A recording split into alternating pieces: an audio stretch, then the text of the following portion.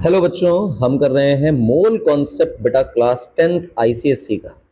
आज स्टार्ट कर रहे हैं। बहुत ही खूबसूरत चैप्टर है। बहुत सारे बच्चों को इस चैप्टर में बड़े सारे डाउट्स आते हैं और इन डाउट्स का हम सफाया कर देंगे। चैप्टर को बहुत डिटेल में समझेंगे। अमन इंदिरा क्लासेस के यूट्यूब चैनल पे आपका हार्दिक स्वागत है। मोल कॉन्सेप्ट की डिटेल डिस्कशन सेशन में हमारे साथ जुड़े रहिए। कुछ लेक्चर सीरीज आएगी आपके सामने, एक पूरा सीरीज ऑफ लेक्चर्स होगा। इस सीरीज को अगर आप फॉलो करेंगे तो मोल कॉन्सेप्ट का ना कोई क्वेश्चन बचेगा, ना कोई कॉन्सेप्ट ऐसा होगा जिसमें आपको कोई डाउट रह जाए। सबसे पहले समझते हैं कि मोल कॉन्सेप्ट चीज़ क्या है। तो खोपड़ी में कुछ बातें लाओ। सबसे पहले तो अगर आपके पास 12 बनानास हैं तो आप इसको 1 डजन बोलते हो। यानी जैसे ही संख्या बढ़ी, आपने एक बड़ी यूनिट उसके लिए तैयार कर ली। अगर आपके पास 100 ईयर्स हैं तो आप इसे एक सेंचुरी बोलते हो। तो जैसे ही संख्या बढ़ी, आपने उसके लिए एक बड़ी यूनिट डिसाइड कर ली। इसी तरह अगर हम एटम्स, मॉलिक्यूल्स, है ना, आयंस या इलेक्ट्रॉन्स या प्रोटॉन्स एक्सेट्रा की बातें करें तो ये वो स्पीशीज हैं जिनके नंबर्स एक्चुअली बहुत बड़े बड़े होते हैं। कितने बड़े होते हैं? 10⁻23 के ऑर्डर के होते हैं। एक के आगे 23 जीरो, इतने ज़्यादा संख्या में होते हैं। तो इनको काउंट करने के लिए, इतने बड़े बड़े नंबर्स को लिखने के लिए एक यूनिट बनाई गई और उस यूनिट को नाम दिया गया मोल। क्या नाम दिया गया बेटा? मोल नाम दिया गया। अच्छा, बहुत बढ़िया। यानी कि मोल कॉन्सेप्ट काउंटिंग का मेथड है ना। तो हम कहेंगे mole concept method of counting है। पर यहाँ पे काउंटिंग 100, 50, 200, 500 की नहीं हो रही है। अरबों खरबों की संख्या में उससे भी बड़े नंबर्स की काउंटिंग हो रही है। और ये तो नंबर बहुत बड़ा है। क्या करोड़ों करोड़ों मॉलिक्यूल्स आप एक एक करके 1 बाय 1 काउंट करोगे? 1, 2, 3, 4, 10 करोड़, 20 करोड़ ऐसे काउंट करोगे? ये तो रबिश मेथड है। तो we have to take another concept, another approach towards a number of molecules और एटम्स। नंबर ऑफ मॉलिक्यूल्स और एटम को फाइंड करने के लिए हमें अपनी अप्रोच बदलनी पड़ेगी। और वो अप्रोच डिसाइड करेगी कि क्या हम सही नंबर तक पहुंच सकते हैं एटम्स के या नहीं। क्योंकि एक्चुअली तो करोड़ों एटम्स को एक एक करके काउंट करना इम्पॉसिबल है। तो ये मेथड ऑफ काउंटिंग जो है वो हमारे लिए, हम उससे चैप्टर को नाम देते हैं मोल कॉन्सेप्ट। क्या नाम देते हैं बेटा? Mole concept. बड़ा आसान है, बिल्कुल सिंपल। अब सर, अगर आपको मोल कॉन्सेप्ट की जानकारी क्लियर है कि mole concept method of counting है, तो हम इससे क्या काउंट करते हैं? हम इससे काउंट करते हैं नंबर ऑफ एटम्स, हम इससे काउंट करते हैं नंबर ऑफ मॉलिक्यूल्स, हम इससे काउंट करते हैं नंबर ऑफ आयंस, हम इससे काउंट करते हैं नंबर ऑफ इलेक्ट्रॉन्स, हम इससे काउंट करते हैं नंबर ऑफ प्रोटॉन्स। ये जो सब एटॉमिक पार्टिकल या एटॉमिक पार्टिकल्स हैं, हम इन्हें इससे काउंट करते हैं। और बड़ी खास चीज़ है। अच्छा भाई, बहुत बढ़िया। कैसे करते हैं वो सब बातें समय के साथ होंगी, लेकिन पहले क्या करने वाले हैं इस चैप्टर में उसका आइडिया क्लियर रखोगे। हम करने क्या जा रहे हैं चैप्टर में? ये करने जा रहे हैं, इसमें एक संख्या है जिसको हम लोग एवोगाड्रोज नंबर बोलेंगे। एवोगाड्रो ग्रीक फिलोसोफर हैं। एवोगाड्रोज नंबर, इसे हम लोग Na से रिप्रेजेंट करेंगे और इसकी वैल्यू होगी 6.022 इंटू 10⁻23। बेसिक आइडिया ये है कि एक प्योर नंबर है। समझ रहे हो? ये क्या है बेटा? एक प्योर नंबर, इसकी कोई यूनिट नहीं है, शुद्ध नंबर है, कुछ और नहीं कर सकते। ये एवोगाड्रो नंबर है। If we have Na number of identical particles, अगर हमारे पास Na नंबर, Na का मतलब ये बड़ा सा जो नंबर आपके सामने लिखा है 6.022 10⁻23, इतने नंबर आइडेंटिकल पार्टिकल्स हों, then group of those particles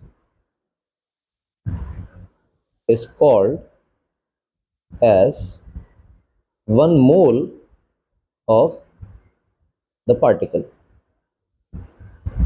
यानी अगर आपके पास एवोगाड्रो नंबर के बराबर की संख्या में कुछ पार्टिकल्स मौजूद हैं तो कहा जाएगा उसके ग्रुप को कि वो एक मोल ऑफ पार्टिकल है। यानी अगर मेरे पास 12 केले हैं, बनाना, तो हम लोग कहेंगे कि 1 डजन है। इसी तरह अगर मेरे पास 6.022 10⁻23 बनानास हो जाएं तो ये एक मोल ऑफ बनाना हो जाएगा। 1 डजन ऑफ बनाना है तो ये 1 मोल ऑफ बनाना हो जाएगा। यानी कि मोल एटम और मॉलिक्यूल के लिए रिगार्ड नहीं किया गया है। अरे मोल तो रिगार्ड किया गया इस बात पे कि इतनी संख्या होनी चाहिए, जो लिखी है संख्या, ये संख्या होनी चाहिए पार्टिकल्स की, पार्टिकल कोई भी हो। अच्छा, यानी अगर 6.022 इंटू 10⁻23 मेरे पास आईफोन्स हैं, लेट सपोज, ठीक, तो मैं कहूंगा कि 1 मोल ऑफ आईफोन है मेरे पास। अगर 6.022 10⁻23 मेरे पास टैबलेट्स हैं तो मैं कहूँगा 1 मोल ऑफ टैबलेट्स है मेरे पास। सबसे पहले तो आपको ये समझना पड़ेगा कि मोल की परिभाषा एटम और मॉलिक्यूल पे बाउंडेड नहीं है। मोल की परिभाषा नंबर से जुड़ी है, आइडेंटिकल पार्टिकल्स होने चाहिए।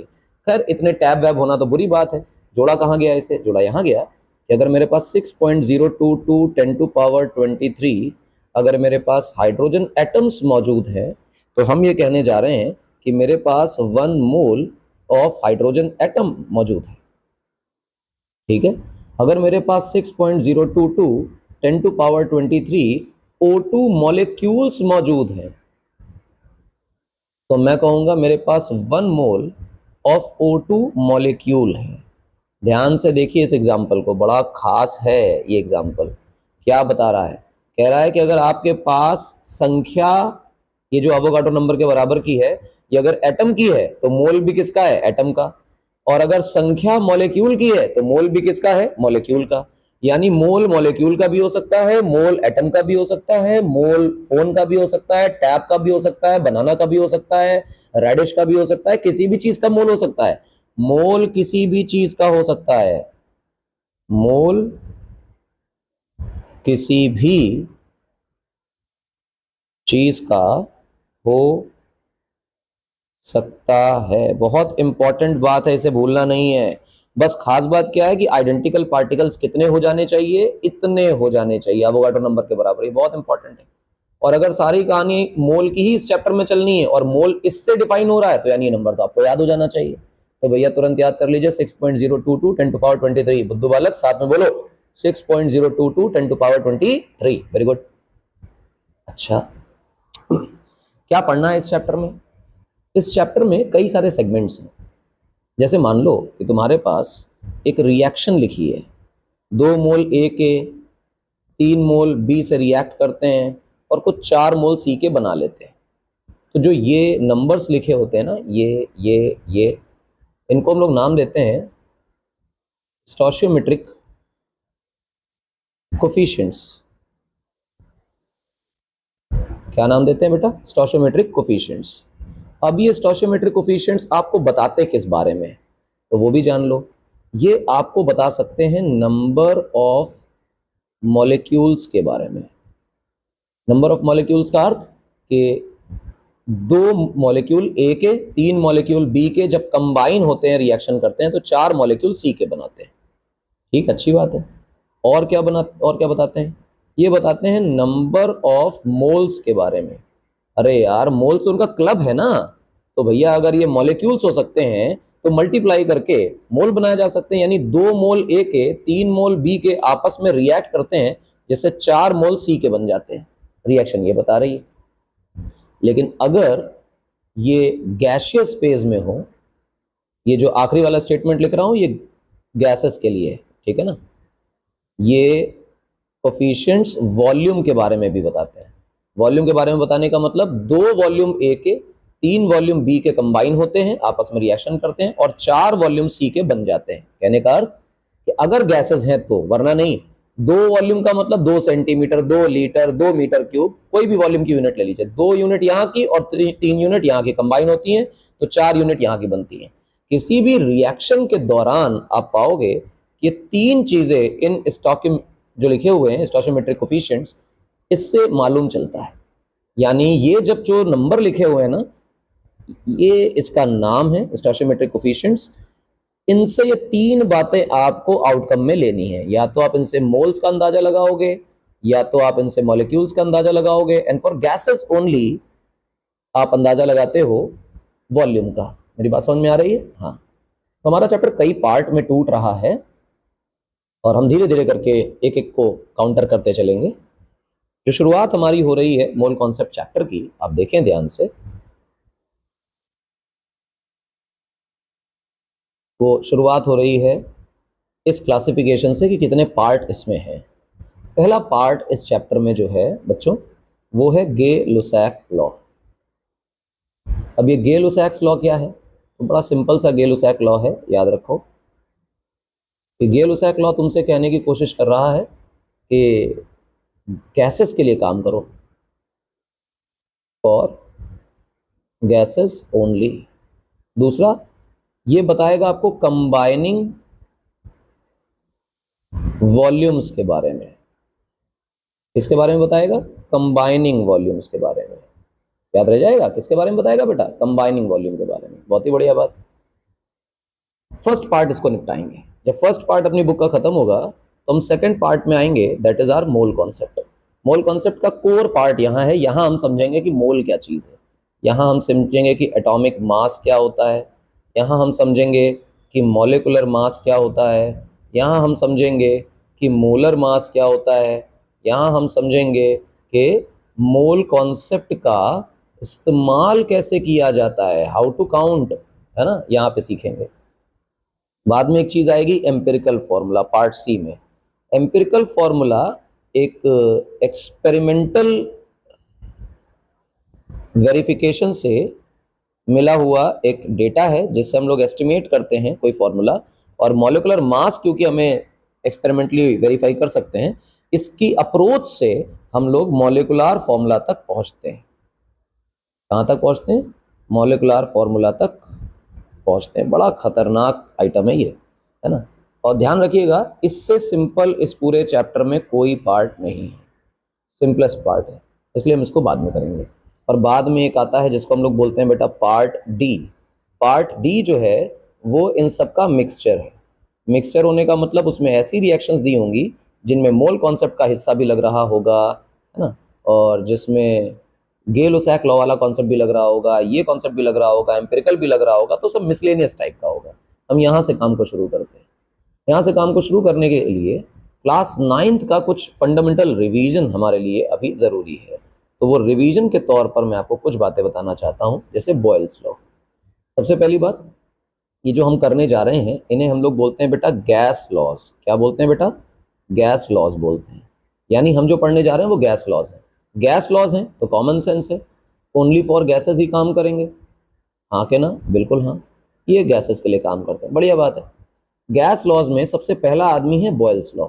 बॉयल्स लॉ कहता है कि किसी भी गैस का टेम्परेचर को रखा जाए कांस्टेंट। तो टेम्परेचर को कांस्टेंट रखने पर प्रेशर जो है वो उसके वॉल्यूम के इन्वर्सली प्रोपोर्शनल होगा। प्रेशर जो है वो उसके वॉल्यूम के इन्वर्सली प्रोपोर्शनल होगा अगर टेम्परेचर कांस्टेंट रखा जाए। ठीक, ये 9th क्लास में गैस लॉज में पढ़ के आए हो, तो मैं सिर्फ रिवाइज कराने के नाम पर पढ़ा दे रहा हूँ, अदरवाइज की जरूरत नहीं है हमें। और अगर ये बात तुम्हें समझ में आती है तो ये भी समझ में आता होगा कि यार ये P1 V1 equal to P2 V2। तो अब अगर मैं इसका ग्राफ बनाने लग जाऊं P और V का, तो मेरी समझ में ग्राफ ऐसा बनकर आएगा। डिक्रीजिंग ग्राफ होता है। कैसा होता है बेटा? Decreasing graph. तो मैं इधर लिख देता हूं डिक्रीजिंग ग्राफ, याद रखना होता है। अब यहां पर हम लोग आते हैं चार्ल्स लॉ पे। चार्ल्स लॉ वाले क्या कह रहे हैं? चार्ल्स लॉ वाले कह रहे हैं कि किसी भी गैस के प्रेशर को क्या कर दिया जाए? कांस्टेंट।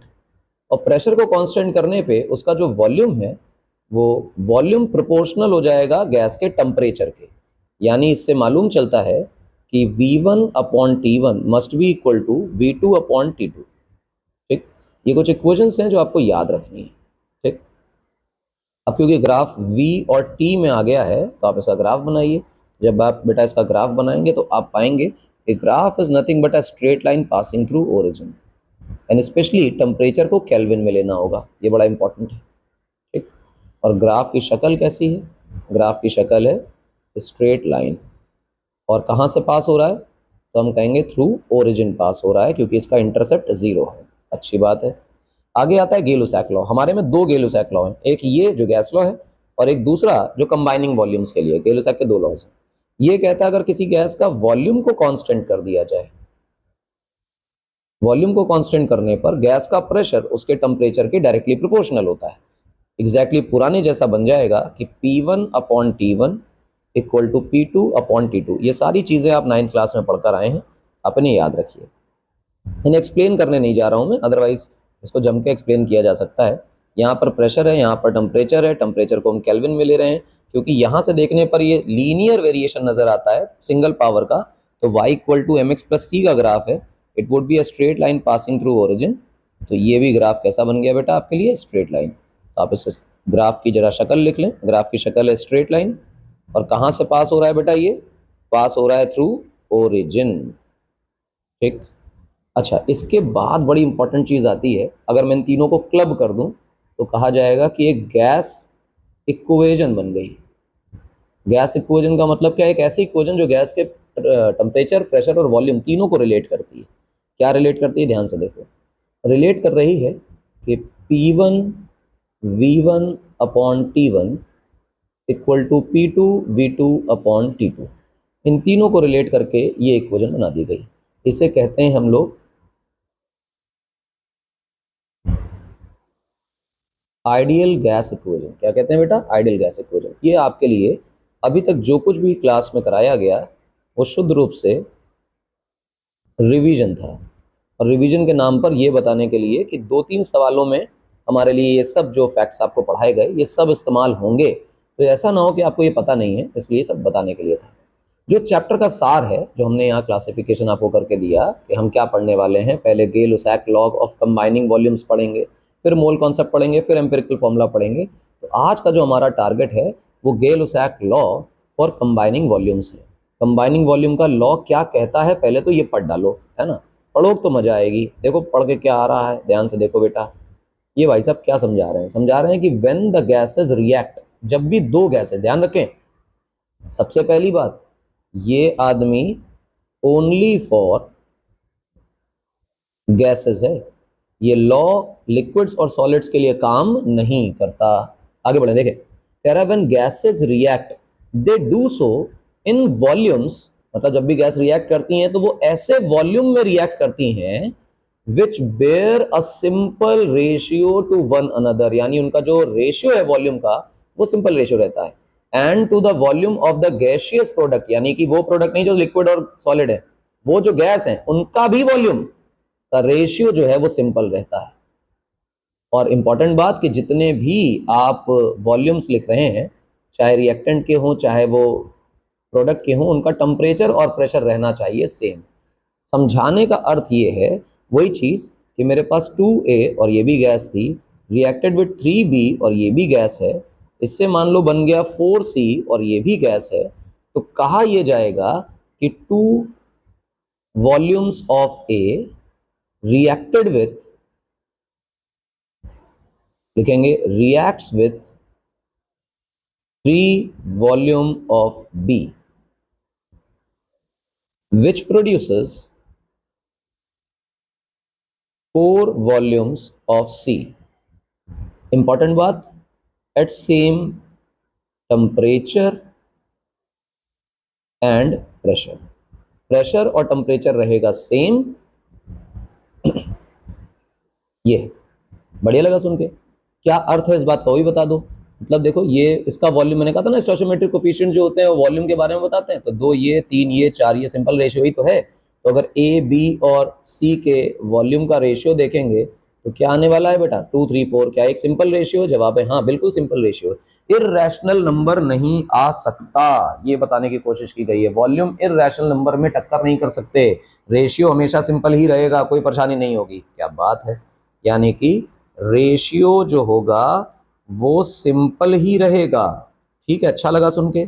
इर्रेशनल नहीं होगा, इर्रेशनल नहीं होगा, ये बड़ी खूबसूरत सी बात है, याद रखें बच्चों इसे। ठीक, अच्छा लगा सुन के, बहुत बढ़िया बहुत बढ़िया। क्या कर सकते हैं इसमें, जरा इसके बारे में और कुछ बताइए, ध्यान से सुनना बेटा। सबसे पहली खास बात इसमें जो याद रखनी है, जहां जहां होगा गैस वहां वहां तो उसका वॉल्यूम मानकर उसे सॉल्व करोगे, और जहां गैस नहीं होगा भैया उस पे गेलो-सैक लॉ काम ही नहीं करता है, तो कोई लॉजिक ही नहीं है।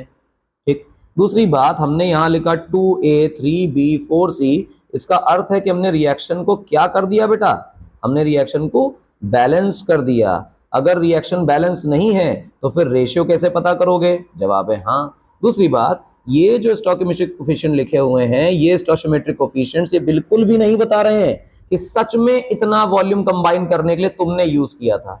ये बता रहे हैं कि अगर दो वॉल्यूम 2 सेंटीमीटर क्यूब ए का लेते हो तो इस 2 से रिएक्शन करने के लिए 3 का इस्तेमाल होता है, 3 बी के रिएक्ट करते हैं। ये नहीं बता रहा है कि तुमने 3 लिए थे, तुम हो सकता है यहां पर 10 लीटर लेके आए हो और यहां पर तुमने 2 ही लीटर लिया, तो इसके 2 लीटर खत्म होने के लिए इसके 3 लीटर खत्म होंगे, 10 में से 7 बचे रह जाएंगे। यानी कि ये रिएक्शन जो बैलेंस लिखी है वो ये नहीं बता रही है कि तुमने कितना लिया है, रिएक्शन बता रही जितना तुमने लिया है उसमें से अगर ए के 2 खत्म हो गए तो बी के कितने खत्म होंगे, तो सी के कितने बनेंगे। ये बिल्कुल नहीं बता रहा तुमने कितना लिया। तुम ज्यादा कम कुछ भी ले सकते हो सकता तो तुम यार ज्यादा ले आते, और अगर तुम ज्यादा ले आए तो मान लो 10 लीटर ले आए थे, वही कहानी बी वाले, तो यार खत्म कितने हुए बी के, 3 ही तो खत्म हुए, तो 7 तो बचे रह गए ना। हाँ, यानी कि बैलेंस रिएक्शन जो है वो ये सजेस्ट करती है कि किस रेशियो में रिएक्ट करेगा, किस रेशियो में रिएक्ट करेगा, और जितना आदमी रिएक्ट करेगा उतना वो खत्म होता जाएगा। अब ए ने रिएक्ट किया, बी ने रिएक्ट किया, वो ए बी खत्म होके क्या बन गए, सी। तो जितना ए और बी रिएक्ट करेंगे उतना ए और बी खत्म होते जाएंगे, कंज्यूम होते जाएंगे, सी बनता जाएगा। यानी किस रेशियो में रिएक्ट करेगा, रिएक्ट करने का मतलब है कि किस रेशियो में कंज्यूम होगा। ठीक, अच्छा, यानी ये रेशियो बता रहा है, तुमने कितना लिया है वो अलग चीज है, जवाब है हाँ। यानी अब प्रॉब्लम सॉल्विंग का कॉन्सेप्ट समझ लो, ध्यान से सुनना। प्रॉब्लम सॉल्विंग के लिए आपको रिएक्शन लिखनी है, और रिएक्शन की करनी है बेटा बैलेंसिंग। क्या करनी है, रिएक्शन की बैलेंसिंग। बड़ा इंपॉर्टेंट है कि आपको रिएक्शन की बैलेंसिंग करनी है। Once you have done with the balancing, मजा आ जाएगी, और उसके बाद ही क्वेश्चन को आप सॉल्व करने जाएंगे आगे। क्लियर है मेरी बात, जवाब है हाँ सर, क्लियर है, बहुत बढ़िया क्लियर है। आइए एग्जाम्पल 1 पे आते हैं। सर अभी तो कोई कॉन्सेप्ट ही नहीं पढ़ा, कॉन्सेप्ट पढ़ लिया बेटा, बस तुम सवाल को देखो और लगाना शुरू करो। जैसे ही तुम सवाल को लगाओगे तुमको आनंद आ जाएगा, लगेगा कि बस इतनी सी जानकारी से सारे सवाल होते हैं। देखो कैसे होते हैं, समझना ध्यान से। पहला सवाल को जरा दिल खोल के पढ़ो, क्या कह रहा है पहला सवाल। पहला सवाल कह रहा है व्हाट वॉल्यूम ऑफ ऑक्सीजन, ध्यान से पढ़ो, what volume of oxygen would be required to burn completely 200 ml of acetylene, formula भी दे दिया है, and what would be the volume of carbon dioxide form. सबसे पहली बात तो ये कह रहा है तुम्हारे पास भैया एसिटिलीन है C2H2, इस बदतमीज में लगाया O2 और इनको खिलाया समोसा, और समोसा खिलाने के बाद बना क्या, CO2 और H2O। सर आपको कैसे पता, अबे ध्यान से सुनना भाई, कैसे पता। कभी भी कोई ये जो लिखा हुआ है ना, ये जो टर्म है एसिटिलीन, ये एसिटिलीन है हाइड्रोकार्बन। किसी भी तरह के हाइड्रोकार्बन का अगर कंप्लीट कंबशन कराया जाए तो ये कंप्लीट कंबशन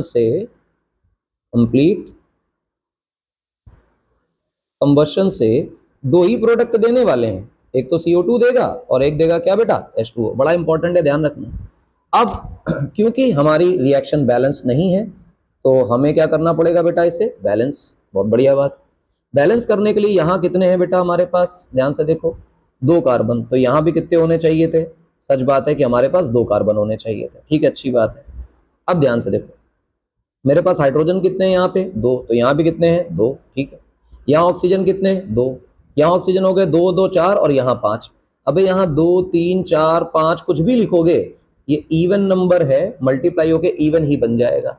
तो बैलेंसिंग के लिए जरूरी है कि हम यहां पर जो ऑड नंबर ऑफ हाइड्रोजन है इसे इवन बना लें। सबसे पहले तो इधर 2 से मल्टीप्लाई करो तो हाइड्रोजन तुम्हारे पास 4 हो जाएंगे, यहां से 2 से मल्टीप्लाई करोगे तो यहां भी हाइड्रोजन 4 होंगे। हाइड्रोजन के 4 होते ही तुम्हारे ध्यान से देखो ऑक्सीजन भी बेटा 4 हो गए, सॉरी ऑक्सीजन 2 हो गए, इवन नंबर हो गया। बहुत बढ़िया। अब यहाँ पर 2 और 2 4, अगर तुम देख रहे हो कार्बन है तो यहाँ भी 4 कार्बन है। अब ध्यान से देखो, 4 और 2 8 ऑक्सीजन और 2 यहां से, तो टोटल ऑक्सीजन कितने हो गए, 10 ऑक्सीजन हुए 10, तो यहाँ मल्टीप्लाई किससे, 5 से। क्या ये रिएक्शन अब बैलेंस्ड हो गई, जवाब है हाँ सर, बैलेंस हो गई। रिएक्शन जब बैलेंस हो जाए उसके बाद ही सवाल को सॉल्व करें। ध्यान से सुनना, सवाल को लगाने की एक निंजा टेक्निक। ठीक, ट्रिक। क्या कह रहा है? कह रहा है what volume of oxygen would be required, यानी ऑक्सीजन का कितना वॉल्यूम है हमें पता नहीं। 200 ml ऑफ एसिटिलीन को कंप्लीटली जलाना है, यानी इसका कितना वॉल्यूम है? 200 ml है। क्लियर? ये वो वॉल्यूम है बच्चों जो सवाल में दिया है, ये वो वॉल्यूम है जो एक्चुअली है, और ये वो वॉल्यूम है जो कि हमारी रिएक्शन में दिया हुआ है। तो ध्यान सुनना, एक रेशियो है कि इसको यहां से लिखते हैं, वॉल्यूम जो रिएक्शन में लिखा है डिवाइडेड बाय वो वॉल्यूम जो असलियत में है। सेम रहेगा जो वॉल्यूम हमारे रिएक्शन में है डिवाइडेड बाय जो असली में है। ठीक, ये कौन सा वॉल्यूम है? रिएक्शन वाला वॉल्यूम है। ये कौन सा वॉल्यूम है? रिएक्शन वाला वॉल्यूम है। ये कौन सा वॉल्यूम है? असली वाला वॉल्यूम है। ये कौन सा वॉल्यूम है? असली वाला वॉल्यूम। ये रेशियो हमेशा कांस्टेंट रहेगा, ध्यान रखिएगा। और ये कॉन्सेप्ट आप बोर्ड एग्जाम्स में लिख सकते हैं, बड़ा फेमस कॉन्सेप्ट है, इसी तरह से सवाल सॉल्व होते हैं। अगर ये बात समझ में आती है तो हम इसके आगे सॉल्व करते हैं। क्या v की वैल्यू आपके लिए 5 इंटू 200 डिवाइडेड बाई 2 आती है? जवाब है हाँ। तो 5 इंटू 100 आती है? जवाब है हाँ। तो v की वैल्यू आ जाती है बेटा कितनी? 500 ml आ जाती है। समझ पा रहे हो? बाउंसर तो नहीं है, बिल्कुल नहीं है। यानी कि इतनी O2 रिक्वायर्ड होगी। बात पल्ले पड़ी, इतनी O2 रिक्वायर्ड होगी। बहुत बढ़िया। फिर आगे कह रहा है कि what volume of carbon dioxide is formed. तो हमने कहा कोई बात नहीं, कितना वॉल्यूम CO2 का फॉर्म हुआ हमें नहीं पता, पर एक बात पता है, ध्यान से देखो, क्या हमें इसका रेशियो, इसका रेशियो और इसका रेशियो हमेशा सेम रहेगा। अर्थ क्या है कि रिएक्शन वाला वॉल्यूम अपॉन असली वाला वॉल्यूम एसिटिलीन के लिए बराबर होगा रिएक्शन वाला वॉल्यूम और असली वाला वॉल्यूम O2 के लिए, रिएक्शन वाला वॉल्यूम और असली वाला वॉल्यूम CO2 के लिए। ये रेशियो हमेशा बराबर रहेगा। गेल-लुसाक लॉ ये समझाने की कोशिश करता है, अगर आपने रिएक्शन को बैलेंस्ड लिखा है तो तय होता है कि जो रेशियोज हैं बराबर रहेंगे। बढ़िया बात है। तो हम कोने वाले दो को पकड़ लेते हैं। तो 2/200 equal to 4 volume of CO2। इसको काट लीजिए, दो बना लीजिए। तो V of CO2 would be 400 centimetre cube या मिलीलीटर, एक ही बात होती है। इतना CO2 फॉर्म्ड होगा। मेरी बात समझ में आई? जवाब है हाँ।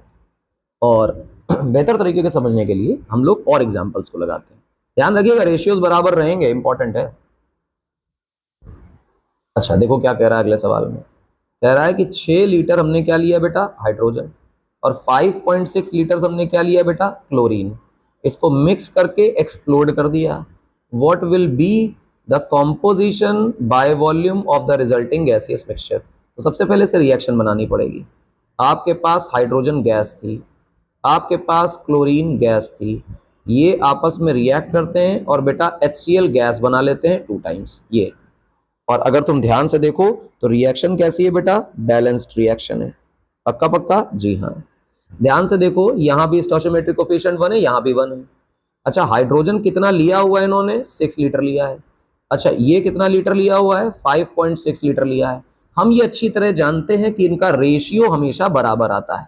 तो अगर रेशियो बराबर आता है तो हाइड्रोजन के लिए रिएक्शन का वॉल्यूम 1, असली वाला वॉल्यूम 6। क्लोरीन के लिए रिएक्शन का वॉल्यूम 1, देखो इनके लिए ये, क्लोरीन के लिए ये, इस पर ध्यान देना। और ये 5.6, क्या ये बराबर है? जवाब है नहीं सर, ये तो बराबर नहीं है। इसका अर्थ ये, जब भी ये रेशियो इस सवाल में ध्यान से देखना, ये रेशियो और ये रेशियो बराबर ना आए तो ये मान लेना कि कोई एक आदमी एक्स्ट्रा बच गया, कंप्लीट रिएक्ट नहीं हुआ। ध्यान से देखो, इधर समझो लॉजिक को। क्या 1 लीटर H2 से रिएक्ट करने के लिए 1 लीटर Cl2 की जरूरत पड़ती है? तो तुम कहोगे हाँ, 1 लीटर H2 से रिएक्ट करने के लिए 1 लीटर Cl2 की जरूरत पड़ती है। तो 6 लीटर H2 से रिएक्ट करने के लिए क्या यहां भी 6 लीटर H2 चाहिए था? 6 लीटर वॉज रिक्वायर्ड। जवाब है हाँ। अरे रेशियो समझो ना, अगर एक रेशियो से एक रेशियो की रिक्वायरमेंट है तो रेशियो कभी नहीं बदलेगा, वैल्यू बदल जाएगी, रेशियो नहीं बदलेगा। 1 लीटर से 1 लीटर की जरूरत है, तो 6 लीटर से कितने की जरूरत थी? 6 लीटर की। लेकिन मेरे पास Cl2 कितना है? 5.6 लीटर। क्या है बेटा? 5.6 लीटर। तो क्या मेरे पास Cl2 कम है? जवाब है हाँ, Cl2 कम। Cl2 कम है तो ये आदमी कंप्लीटली खत्म हो जाएगा। क्या लिखा? कंप्लीटली कंज्यूम हो जाएगा। अच्छा और इसमें से कुछ हिस्सा बचा रह जाएगा, रेसिडुअल बचेगा, कुछ हिस्सा बचा रह जाएगा। ठीक है, अच्छी बात है, एक कंप्लीटली खत्म हो जाएगा और एक बचा रह जाएगा। ठीक है, तो ये कितना बचा रह जाएगा उसकी भी चर्चा करेंगे, परंतु हमें ये तो पता है ना कि ये वो वॉल्यूम नहीं है जो सही में रिएक्ट कर रहा है, ये कंप्लीटली रिएक्ट नहीं कर रहा है, 6 लीटर काम का नहीं है, 5.6 लीटर कंप्लीटली कंबस्ट हो रहा है, यानी ये लीटर रिएक्शन में इस्तेमाल हो गया, लेकिन हाइड्रोजन का पूरा वॉल्यूम रिएक्शन में इस्तेमाल नहीं हुआ। हाइड्रोजन के 6 लीटर में से कुछ हिस्सा यूज हुआ और कुछ हिस्सा अनयूज्ड रह गया। तो रिएक्शन जो सॉल्व करनी होती है ना बेटा, वो करनी होती है हमेशा यूज्ड पार्ट से, अनयूज्ड पार्ट से रिएक्शन को सॉल्व नहीं करते। तो जो एक्स्ट्रा तुम्हारे पास बचा है उसको सॉल्व मत करो, उससे मत सोचो, कारण उससे सोचोगे तो गड़बड़ हो जाएगी। तो बचा हुआ है, क्या ये कंप्लीटली यूज हो चुका है? हाँ, तो हम सवाल इसी से सॉल्व करेंगे। अब देखो एक और बात, जो कंप्लीटली कंज्यूम हो गया, ध्यान सुनना, जो आदमी कंप्लीटली कंज्यूम्ड हो गया वो आदमी कहलाता है लिमिटिंग रिएजेंट या फिर लिमिटिंग एजेंट। किताबों में अलग अलग नामों से लिखा होता है, मतलब एक ही है। तो इस पूरे सवाल में कौन है हमारा लिमिटिंग रिएजेंट? तो क्लोरीन हमारा लिमिटिंग रिएजेंट है, कोई परेशानी वाली बात नहीं। और एक कॉन्सेप्ट याद रखना, क्या कॉन्सेप्ट ये कहता है कि क्वेश्चन को लिमिटिंग रिएजेंट से सॉल्व करना है। कितना तुमने वॉल्यूम लिया है ये मतलब नहीं है, कितना वॉल्यूम रिएक्ट कर रहा हमें मतलब इससे। अब ध्यान देखो, इसका रेशियो बराबर होना चाहिए।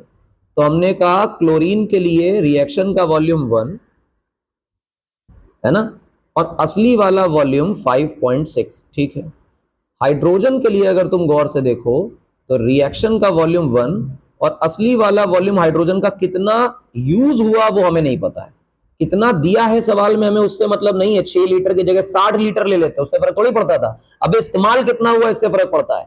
तो हमें ये तो पता है ना कि ये पूरा इस्तेमाल हो गया, ठीक, हमें ये नहीं पता है कि ये कितना इस्तेमाल हुआ, और जब 6 लीटर में से कितना इस्तेमाल हुआ ये नहीं पता, तो निकालने के लिए कितना इस्तेमाल हुआ वो देख रहे हैं। ये यूज्ड वॉल्यूम है। क्या है? Used volume. तो जो फॉर्मूला, जो कॉन्सेप्ट है वो टोटल वॉल्यूम के लिए नहीं है, कंज्यूम्ड यूज्ड वॉल्यूम के लिए जो रिएक्शन में पार्टिसिपेट कर रहा है। तो क्या वॉल्यूम ऑफ हाइड्रोजन जो है वो 5.6 लीटर निकल कर आता है? हाँ, तो 5.6 लीटर H2 का यूज हो गया, यानी कंज्यूम हो गया, यानी खत्म हो गया। तो बचा कितना? अबे टोटल कितना था भाई? 6, खत्म कितना हुआ? 5.6। तो हम कहेंगे H2 रेसिडुअल कितना है? तो हम कहेंगे 6 माइनस 5.6 यानी कि 0.4 लीटर। अर्थ ये निकल कर आया कि हमारे हाइड्रोजन में 0.4 लीटर ऐसा हाइड्रोजन है जो कि इस्तेमाल हुआ ही नहीं। ठीक है ना, ये अनयूज्ड निकल आया। क्लियर है बात? हाँ सर क्लियर है। अच्छा यार, बढ़िया बात है। इसका मतलब ये है कि सवाल को हमेशा लिमिटिंग रिएजेंट से सॉल्व करो, और जो लिमिटिंग रिएजेंट है उसके अलावा जितना वॉल्यूम दिया सब फर्जी काम का नहीं है, कितना वॉल्यूम यूज हुआ वो निकालना है। अच्छा बढ़िया। अब वो कह रहा है कि कितना मिक्सचर बनकर आया, यानी ये जो HCl बना वो कितना बना। तो वॉल्यूम ऑफ HCl मान ले, ठीक, एक वॉल्यूम क्लोरीन का, 5.6 असली में। रिएक्शन में अगर तुम HCl को देखोगे तो 2 वॉल्यूम HCl के और HCl का असली वॉल्यूम पता नहीं। तो HCl का असली वॉल्यूम आ गया 2 इंटू 5.6। कितना आ गया भैया? 2 इंटू 5.6। तो मल्टीप्लाई करो, 12 मल्टीप्लाई करो 11.2 लीटर्स। 11.2 लीटर्स HCl का फॉर्मेशन हो रहा है। क्या हो रहा है बेटा? फॉर्मेशन।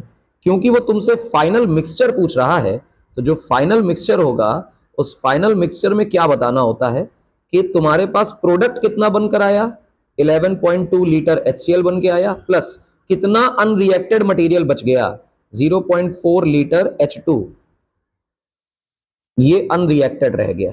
तो जो अनरिएक्टेड रह गया वही तो बचा तुम्हारे पास। तो ये फाइनल मिक्सचर है। ध्यान दीजिएगा लिमिटिंग एजेंट का कॉन्सेप्ट। अगले सवाल को देखिए बेटा, अगला सवाल क्या कह रहा है? कह रहा है कि 80 सेंटीमीटर क्यूब तुम्हारे पास मेथेन है। तुमने कहा ठीक है, उसको मिक्स किया गया 200 centimetre cube of pure oxygen के साथ रूम टेम्परेचर पे और प्रेशर पे। उसको इग्नाइट किया गया, बर्न किया गया, रिएक्शन तुमको लिख कर दी गई है, बताना है कि फाइनल टेम्परेचर क्या, फाइनल मिक्सचर क्या होगा। तो तुम इस पे सबसे पहले तो रिएक्शन को कॉपी कर लो जो इन्होंने दिया है। CH4 गैस है, 2O2 गैस है, इसमें से बनी CO2 गैस है, और बना 2H2O, और इस आदमी को उन्होंने लिक्विड दिया है। बड़ी खास बात है, लिक्विड है। अच्छा, अगर लिक्विड है तो एक बात को बहुत कॉशियसली समझना कि इस व्यक्ति का वॉल्यूम कंसीडर नहीं करना।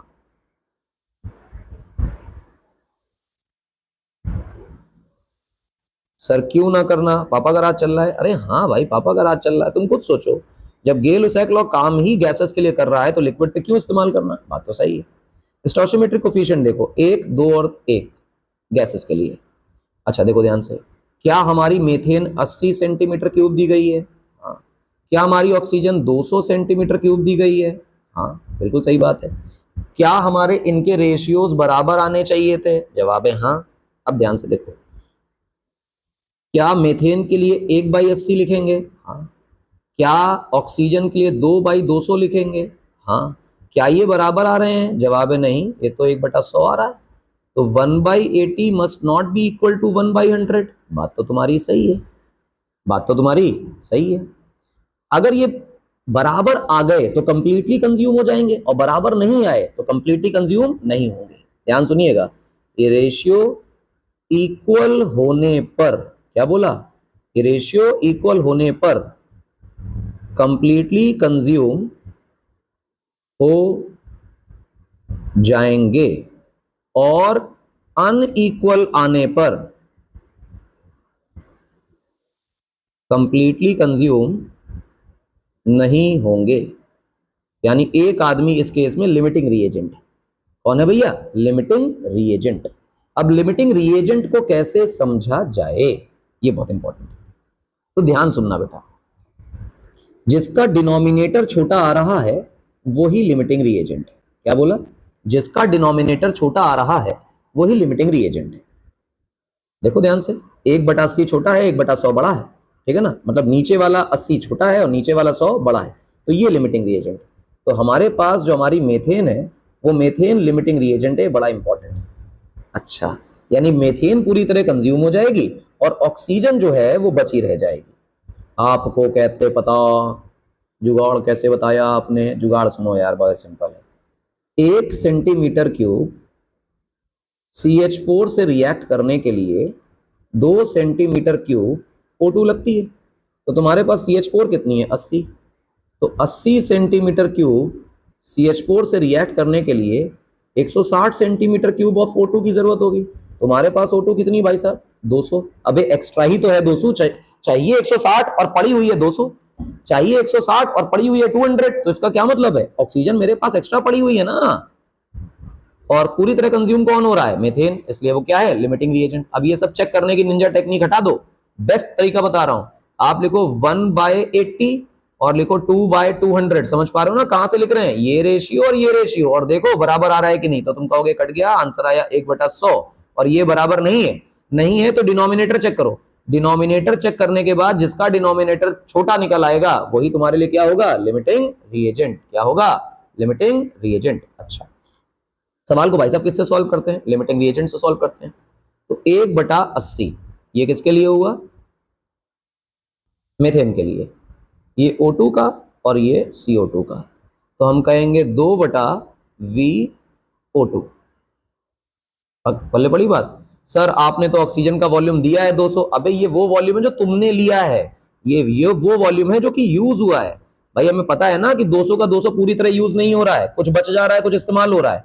तो इस रिएक्शन में जब ये सॉल्व हम कर रहे होते हैं उसमें जो भी वॉल्यूम लेते हैं वो वॉल्यूम होता है जो यूज हो जाता है, ठीक है। V ऑफ O2 कितना निकल आया? 160 सेंटीमीटर क्यूब। मैंने यूनिटरी मेथड से भी तुमको सॉल्व करके बताया कि 160 सेंटीमीटर क्यूब ही आएगा। तो अगर मैं वॉल्यूम ऑफ O2 रेसिडुअल बताने की कोशिश करूं कि कितना बचा, तो मेरे हिसाब से 200 minus 160 that is 40 centimetre cube of oxygen is residual. बोलो हाँ या ना? आसान है कि डिफिकल्ट है? सर आसान है, बिल्कुल आसान है, ठीक। तो हमने कितनी ऑक्सीजन यूज हुई वो भी बताया, कितनी कंज्यूम हुई वो भी बताया। अब चर्चा हम लोग करते हैं इन भाई साहब में। तो हम कहते हैं मेथेन के लिए 1/80 रेशियो था और CO2 के लिए 1 by volume of CO2 ratio है। तो वॉल्यूम ऑफ CO2 कितना निकल आया बेटा? 80 सेंटीमीटर क्यूब। इतना CO2 का वॉल्यूम फॉर्मेशन हो रहा है। डिफिकल्ट है कि लल्लू है? लल्लू है भाई। इस वॉल्यूम के रेशियो के खेला को समझ लेना। अगर वॉल्यूम के रेशियो का खेला समझ गए तो यूनिटरी मेथड वाले कॉन्सेप्ट के लंबे लंबे मेथड लगाने की आवश्यकता आपको नहीं पड़ेगी। चलिए अगला सवाल देख लेते हैं, तो आपको लल्लू लगेगा।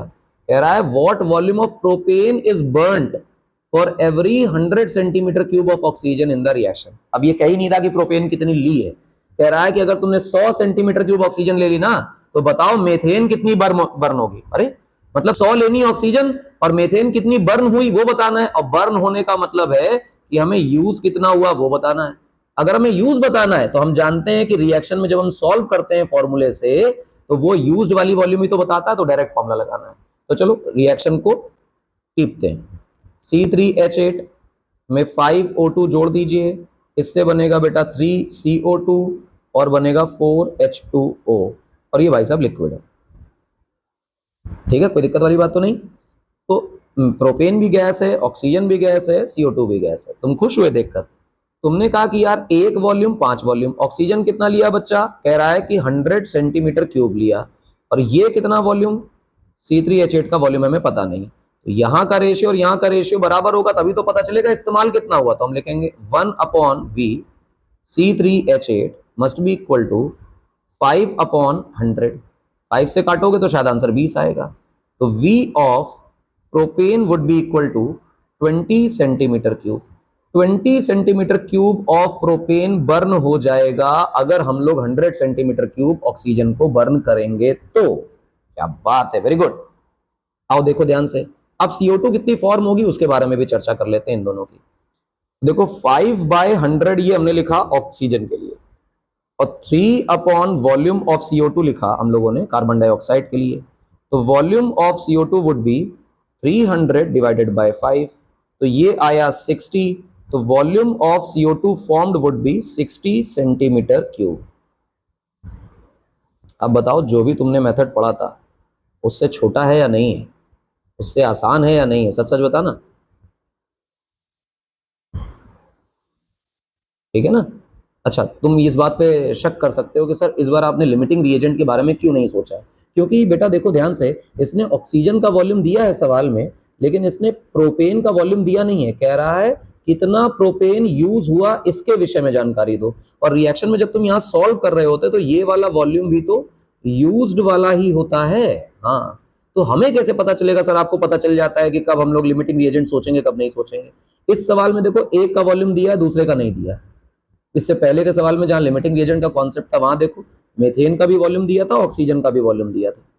जब दोनों का देगा तो किसी का कम किसी का ज्यादा हो सकता है, इसका मतलब लिमिटिंग रिएजेंट आएगा। इस सवाल में देखो 6 लीटर हाइड्रोजन 5.6 लीटर क्लोरीन दोनों का वॉल्यूम दिया है, इसका मतलब लिमिटिंग रिएजेंट का कॉन्सेप्ट है। पहले सवाल में देखो 200 ml एसिटिलीन दिया है, लेकिन ऑक्सीजन कितनी है ये नहीं दिया, तो यहाँ लिमिटिंग रिएजेंट का कॉन्सेप्ट नहीं है। अर्थात जब दोनों का वॉल्यूम देगा तो लिमिटिंग रिएजेंट का कॉन्सेप्ट यूज करोगे, जब दोनों का नहीं देगा तो नहीं यूज करोगे। अगले सवाल पे आते हैं बेटा, बहुत ध्यान से देखना। सवाल कह रहा है कि 40 सेंटीमीटर क्यूब मेथेन को रिएक्ट कराया गया with chlorine according to the following equation. Equation क्या है? ये इक्वेशन लिखी, मैं फिर से इसको लिखना पसंद करता हूं। आपको इक्वेशन मिले तो आप उसी पे टीपिए नहीं, सीधी सीधी इक्वेशन को अपनी कॉपी पे लिखिए और उससे सॉल्व ना करके अपनी कॉपी वाले से सॉल्व करिए। लिखा है CH2Cl2 और ये भी गैस है, और साथ में इसने 2 टाइम्स HCl निकाला, भाई साहब ये भी गैस है। और रिएक्शन क्योंकि किताब में जो दी हुई है वो बिल्कुल बैलेंस दी हुई है, कोई प्रॉब्लम नहीं है रिएक्शन की बैलेंसिंग में, इस वजह से आप इससे काम चला सकते हैं, चला रहे हैं। कह रहा है कि वॉल्यूम मेथेन का जो है वो 40 सेंटीमीटर क्यूब है। ना इसने क्लोरीन का वॉल्यूम दिया है, ना इसने इसके फॉर्मेशन का वॉल्यूम दिया है, ना HCl का वॉल्यूम दिया है। तो आप अपने मन से क्या करेंगे? कहेंगे वॉल्यूम ऑफ Cl2, और कहेंगे वॉल्यूम ऑफ CH2Cl2, और कहेंगे वॉल्यूम ऑफ HCl। फिर कहानी वही, क्योंकि एक का वॉल्यूम दिया और बाकी सबका नहीं दिया, इसका मतलब लिमिटिंग रिएजेंट का खेल इसमें है ही नहीं। तो हम लिमिटिंग रिएजेंट का खेल जब नहीं होगा तो डायरेक्ट इक्वेट करके काम चला सकते हैं। इक्वेट कर लीजिए, क्या रिएक्शन में स्टोइचियोमेट्रिक कोफिशिएंट में 1 है और असली वाला वॉल्यूम 40 है, ये बराबर होना चाहिए क्लोरीन के लिए 2 बाय वॉल्यूम ऑफ Cl2। तो वॉल्यूम ऑफ Cl2 की वैल्यू कितनी आ गई बेटा? 80 सेंटीमीटर क्यूब। तो क्या आपने क्लोरीन का बेटे वॉल्यूम निकाल लिया? जी सर, क्लोरीन का वॉल्यूम निकाल लिया। क्लोरीन का वॉल्यूम आने के बाद आप इसकी रिएक्शन को, इस सवाल को इसके लिए सॉल्व करो। वही मेथेन का 1/40 बराबर होना चाहिए इस CH2Cl2 के 1/ वॉल्यूम ऑफ CH2Cl2 से। तो मेरे हिसाब से volume of CH2Cl2 is nothing but 40 centimetre cube. कोई परेशानी नहीं, डायरेक्ट आ गया। यकीन मानना बेटा, इससे छोटा मेथड तुमने पढ़ा नहीं होगा। अब हम लोग HCl के लिए चर्चा करते हैं। वही मेथेन का 1/40 बराबर होगा HCl के 2/ वॉल्यूम ऑफ HCl से। वॉल्यूम ऑफ HCl बराबर कितना आ गया भैया? 80 सेंटीमीटर क्यूब। क्या मेरे बच्चों आपने 80 सेंटीमीटर क्यूब आंसर निकाल लिया? जी हाँ, निकाल लिया।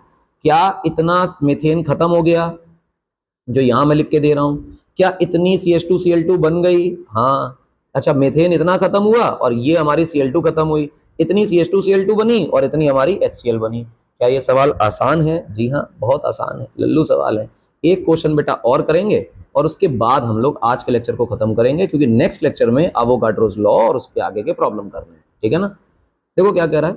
कह रहा है कि 200 सेंटीमीटर क्यूब एथाइलिन है, उसको सफिशिएंट एयर में, मतलब जितनी एयर चाहिए उतनी मिल रही है, उसमें बर्न किया गया। उसमें 20% ऑक्सीजन थी और कार्बन डाइऑक्साइड और स्टीम बन रही है। If all measurements are at constant pressure and 100 degree Celsius constant temperature, find the composition of resulting mixture. ठीक है। कह रहा है कि तुम्हारे पास C2H4 है, इसको तुमने एयर दी। अबे एयर से कोई चीज नहीं जलती है भाई, ऑक्सीजन से जलती है। एयर में ऑक्सीजन होती है, उससे जलती है। समझ रहे हो कि नहीं समझ रहे हो? हाँ, तो तुम O2 का ध्यान रखना बहुत इत्मीनान से। अच्छा, बढ़िया। अब ध्यान सुनो बेटा, जब ये हुआ तो इससे बना क्या? इससे बना CO2 और बना H2O। इस बार सवाल में उसने बदतमीजी से कह दिया है कि स्टीम बन रही है, यानी लिक्विड नहीं है साहब, ये है ना, ये जो बन रहा है वो लिक्विड नहीं है, वो गैसियस फेज में बन रहा है। अब गैसियस फेज में अगर वो बन गया तो इसका अर्थ निकल कर आया सीधा सीधा कि ये भी गैस है, ये भी गैस है, ये भी गैस है और ये भी गैस है। समझ पा रहे हो मेरी बात को? गैस गैस गैस, ओके, बहुत बढ़िया। तो अगर तुमने हाइड्रोजन यहाँ 4 देखे तो यहाँ 2 से मल्टीप्लाई कराओ, और 2 कार्बन देखे तो यहाँ 2 से मल्टीप्लाई कराओ, तो देखो यहाँ 2 कार्बन हो गए, यहाँ 2 कार्बन हो गए, यहाँ 4 हाइड्रोजन हो गए, यहाँ 4 हाइड्रोजन हो गए। ऑक्सीजन देखो, 2 2 4, 4 2 6, तो यहाँ पे आया 3। क्या हमारी रिएक्शन बैलेंस्ड नजर आ रही है? हाँ सर, बैलेंस्ड नजर आ रही है। रिएक्शन अगर आपको बैलेंस्ड नजर आ रही है तो फिर क्या होगा? फिर कुछ खास बात नहीं है। देखो एथाइलिन का वॉल्यूम कितना दिया है इसने? 200 सेंटीमीटर क्यूब। तो हम लोग वही रेशियो बराबर कर लेते हैं। एथाइलिन के लिए 1/200 और O2 के लिए 3/ वॉल्यूम ऑफ O2। तो कितना O2 यूज हुआ?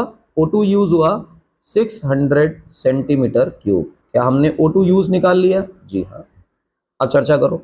यही एथाइलिन के लिए 1/200 बराबर होगा, CO2 के लिए सोचो तो CO2 के लिए यहां का वॉल्यूम 2 है और असली वाला वॉल्यूम VCO2 है। VCO2 कितना निकल आया बेटा? 400 सेंटीमीटर क्यूब। कोई दिक्कत वाली बात नहीं। अब स्टीम के लिए सोचो तो 1/200, ये हम लोग वही एथाइलिन से ही सॉल्व करते चले जा रहे हैं ना, एक एक करके रेशियो बराबर कर रहे हैं। वाटर के लिए 2/V ऑफ H2O, तो V ऑफ H2O बराबर कितना निकल आएगा? 400 सेंटीमीटर क्यूब। पहली बात, वाटर के लिए मत सोचना हम वॉल्यूम निकाल रहे हैं, हम वाटर स्टीम के लिए वॉल्यूम निकाल रहे हैं। मेरी बात समझ में आ रही कि नहीं आ रही है? ये ऑक्सीजन यूज हो गई, ये CO2 का फॉर्मेशन हो गया और ये H2O स्टीम का फॉर्मेशन हो गया। ये स्टीम का फॉर्मेशन हो गया। क्या हमें रिजल्टिंग मिक्सचर में 400 सेंटीमीटर क्यूब स्टीम और 400 सेंटीमीटर क्यूब CO2 नजर आ रही है? जवाब है हाँ। ये अपने लिए सुंदर, अच्छा, प्यारा एक सवाल था जिसमें हम लोगों ने वॉल्यूम इक्वेट करने के सवाल किए। क्या आपको गे-लुसैक्स लॉ के सवाल आसानी से समझ में आए? मेरी समझ में बड़ी आसानी से समझ में आए। जो मेरा तरीका है क्वेश्चन को सॉल्व करने का, अगर आप उस पर ध्यान देगा एक बार, तो यकीन मानिए इससे छोटा, इससे क्रिस्पी और बढ़िया सरल तरीका आपको नहीं मिलेगा। ना कोई खास झंझट, ना कोई सोल्यूशन, ना कोई लैंग्वेज, ना कुछ। एक लाइन में आपका आंसर आ रहा है। आप ध्यान से देखें, एक लाइन में आपका आंसर आ रहा है, एक लाइन में आपका आंसर आ रहा है। That's the beauty of the concept. तो मोल कॉन्सेप्ट में आज के लेक्चर को हम यहाँ रोक रहे हैं। आप इन्हीं सवालों को देखिए, अपने पार्ट 1 में गेल-लुसाक लॉ के सवालों को लगाइए। देयर आफ्टर नेक्स्ट लेक्चर में हम लोग इसी को कंटिन्यू करेंगे नेक्स्ट लेक्चर में, ठीक है ना। और डिटेल्ड और अच्छे सवाल और डिफिकल्ट क्वेश्चंस लेके आएंगे और प्रॉब्लम इतनी कराएंगे कि मोल कॉन्सेप्ट में बच्चा मर जाता है प्रॉब्लम्स को लेके, क्वेश्चन नहीं लग रहे हैं। तो वो जो प्रॉब्लम्स हैं हम इतनी सारी, खूब सारी, ढेर सारी प्रॉब्लम्स सॉल्व करेंगे जिससे आप परेशान नहीं होंगे। मिलेंगे बच्चा अगले लेक्चर में, तब तक के लिए धन्यवाद।